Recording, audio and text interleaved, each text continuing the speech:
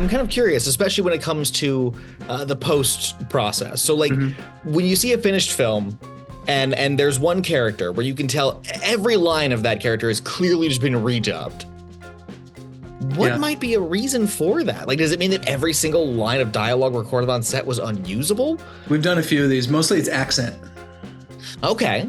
Yeah. We've had movies where the actor or actress made a choice and everybody went with it. And then after the movie, and then in editorial, everyone decided we're not going with this. Okay. So most of the time they'll bring the same person in. Sometimes they'll bring in a completely new person, which we've done a few times. That's wild. Oh, that is wild stuff where they're like, this person's going to do 200 lines of this main character, but in a different accent.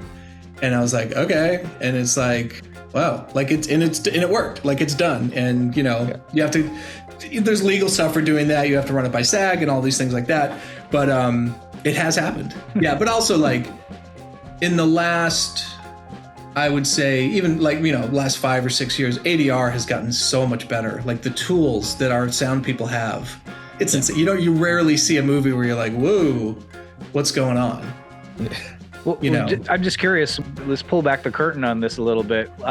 When you say the tools have gotten better, I'm curious because all I think of is the microphone, maybe the video in front of somebody with the beep, beep, beep. It's more like the noise reduction on the production.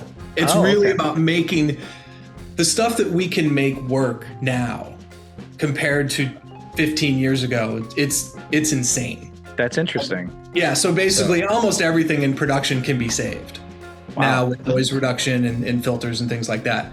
So now a lot of ADR sessions that we do are mainly just for line changes, additional stuff, things like that. Like when we first started, we would do those Sci-Fi Channel monster movies that would play every Saturday. Yeah. And they would shoot them in Bulgaria. They were great. We loved them. But they were so hard to do because they're like, here's a movie. There's like 8 monsters in it. Here, design all these.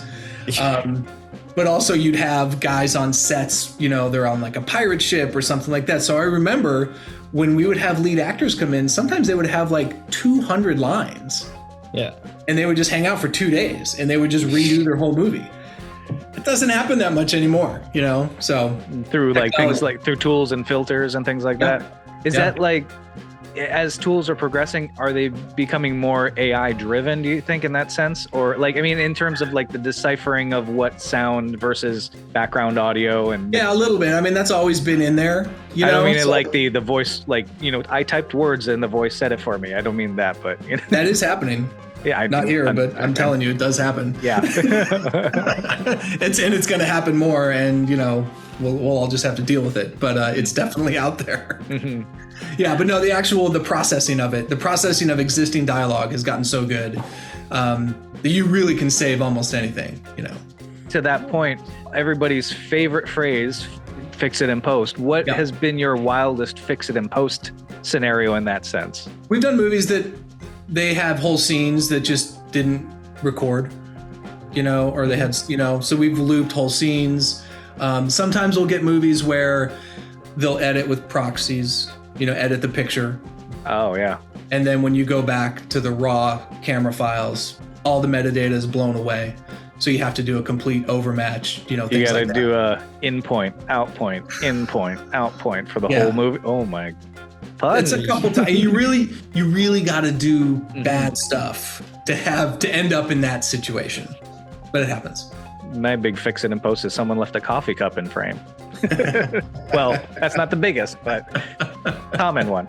You have to clarify because now everyone thinks you worked on Game of Thrones and failed. Right, exactly. Like, say, hey, HBO, I'll fix it for you. But this happens. Like I've done movies where we'll do like the main title, or whatever, and you sort of watch the credits, and you watch a movie 50 times when you're working on it.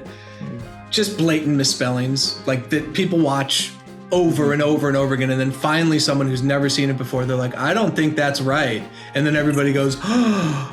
It's that panic that sets in right there. I got hired one particular time to do the closing credits scroll for a movie. One name changes, the whole thing changes. We used to do them. We used to do them in After Effects, and we stopped. And I basically said, look, ncrawl.com is a wonderful product. We use them all the time.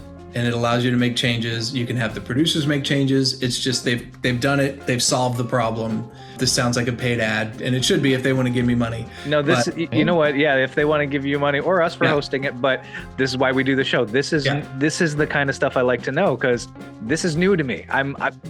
Thank you. End crawl. Yeah, that's what they're called. End crawl. And basically you send them, I put a little budget in them for every one of our movies. You send them an Excel sheet. They set it up for you.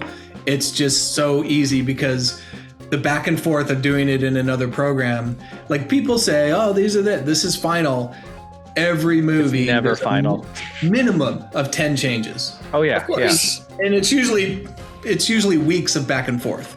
Yeah. And it's usually a couple days before release too. That is correct.